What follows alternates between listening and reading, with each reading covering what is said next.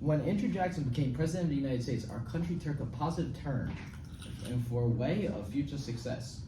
But the Native Americans who were initially in these areas took a negative turn. In this podcast, brought to you by myself, Jake Beafor, accompanied by Nathan McFarland and Lucas Masson, they will review the crucial reasons why Indigenous people were impacted so negatively. So this podcast is really about Jackson and the perspective of Native Americans on the Indian Removal Act, and by the end, the listeners should know how the Cherokee tried to stop the Trail of Tears and why the Trail of Tears happened.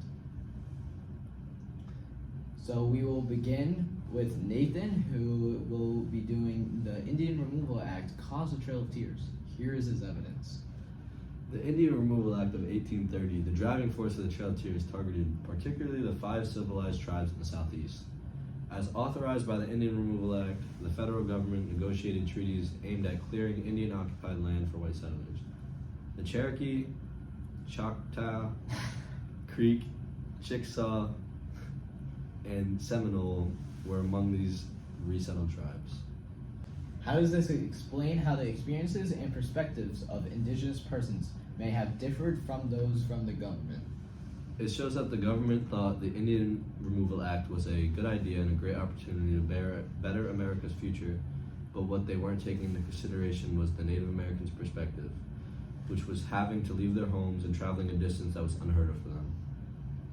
We will now go to Lucas, who will be explaining how the Cherokee Nation, led by Chief John Ross, opposed the Indian Removal Act. Here's his evidence. The Cherokee Nation opposed the removal even when they got assaulted by the state of Georgia and the violence to the Cherokee people. They tried multiple ways to avoid the removal. A small group of Cherokee citizens began to believe they had no choice but to give up their land. The Cherokee Nation created an official protest petition. Intruders began to encroach on the Cherokee lands and forcefully take their land. The U.S. government made preparations to forcibly remove them. So Lucas, how does this explain the experiences and perspectives of Indigenous persons may have differed from those of the governments? This shows how it differed because it shows how the Cherokee tried to stop the removal and how it affected them. They tried to make petitions and have people represent them, but in the end it didn't work, which is why the Trail of Tears happened. Well, this claim is joined by both of our speakers, and this is Jackson promised the Cherokee a better life in new land. Here's their evidence for his claim. Jackson promised the sooner they moved, the sooner their career and prosperity would improve. He also promised the government would not take their new land or incorporate it into the U.S. He said the Cherokee would receive $5 million for all their land east of Mississippi.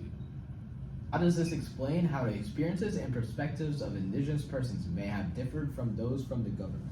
It shows that Jackson wasn't being true to the Cherokee and he wasn't actually going to help them or give them money. He made all that stuff up to get them to move out of their land.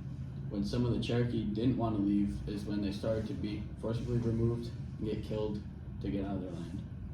As we conclude, I would like to thank Nathan. I would like to thank Lucas for sharing their evidence today on how Indigenous people were affected by the actions of Andrew Jackson and the struggles they went through. The pieces of evidence they used to support this was the Cherokee Nation, led by Chief John Ross, opposed the Indian Removal Act. The Indian Removal Act caused the Trail of Tears, and Andrew Jackson promised the Cherokee a better life in new land. All these accurately demonstrated the themes of today's podcast, and we'll see you in the next one. Good night and happy holidays! Bye!